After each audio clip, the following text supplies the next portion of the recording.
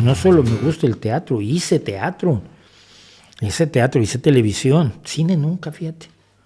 Pero sí hice teatro, soy actor, malo, pero actor. A ver, soy actor. Si soy malo o bueno, pues ya lo dirán otros. No, de adolescentes trabajé en teatro, luego trabajé en televisión, en cosas muy sencillitas, en cosas muy elementales, pero sí lo desarrollé. Me gusta muchísimo el teatro, como lo he contado en varias ocasiones. La primera entrevista que hice se la hice a uno de los grandes del teatro mexicano del siglo XX, que fue Carlos Ancira, y le viviré eternamente agradecido porque él me recibió. A mí me gustó mucho el Diario de un Loco, que lo presentaba él. Curiosamente lo dirigió Jodorowsky y era una buena dirección. El último bueno que hizo Jodorowsky probablemente. Y yo lo vi en Teatro Redondo, lo vi en Teatro Isabelino, lo vi varias veces en teatro. Y un día me acerqué al final de la obra y le dije, oiga, lo quiero entrevistar para el periódico de mi escuela. Tenía yo 17 años, no me encontraba yo el culo con un espejo grande y las dos manos, ¿no? Tenía 17 años, como es uno cuando tiene 17 años, ni más ni menos. Carlos Ancira me dijo, sí, venga tal día, a tal hora, mientras me preparo para la obra. Pues ahí fui. 17 años y mi libretita. Era para el periódico escolar. Y Carlos Ancira me trató como si hubiera sido yo el crítico de teatro del New York Times.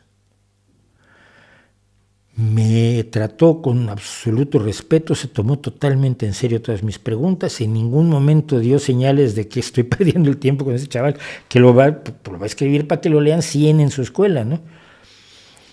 Cuando terminamos, además, mientras él se maquillaba, era una fascinación ver a un actor maquillándose para un papel como el que hizo en El Diario de un Loco. Y me dijo que desea la función si quiere. Y dije, muchísimas gracias. Me sentaron en primera fila. O sea, me sentía yo verdaderamente entre George Orwell y Chesterton, ¿no? Y sí, y el teatro siempre ha sido mi fascinación. Siempre que puedo voy al teatro. He visto grandes puestas en escena. Aquí en España he visto 2 puestas en escena maravillosas. Una de Esperando a Godot, con 2 actrices, curiosamente, fíjate. Y me encantó. Y una de La vida es sueño, donde todo el escenario era una cama redonda gigantesca y un espejo encima de la cama que se movía. La cama se movía y giraba y así. Y toda la puesta en escena de La vida es sueño fue alrededor de esa mínima propuesta escenográfica, ¿no? Y una puesta en escena espectacular. Y vi Llama a un inspector también que me gusta mucho. Yo siempre he querido hacer el papel del inspector en Llama a un inspector, siempre he querido hacer el papel de Oppenheimer en el caso Oppenheimer o sobre el asunto Oppenheimer. No, sí, a ver, yo soy un enorme amante del teatro, más que del cine, aunque veo muchísimos más cine que teatro, porque el teatro es más inaccesible, pero hay una cosa, el teatro es real. El teatro, una función es distinta a la otra. El teatro es de verdad, el cine está totalmente controlado. El cine es el álbum de la banda de rock. El teatro es cuando los oyes en vivo.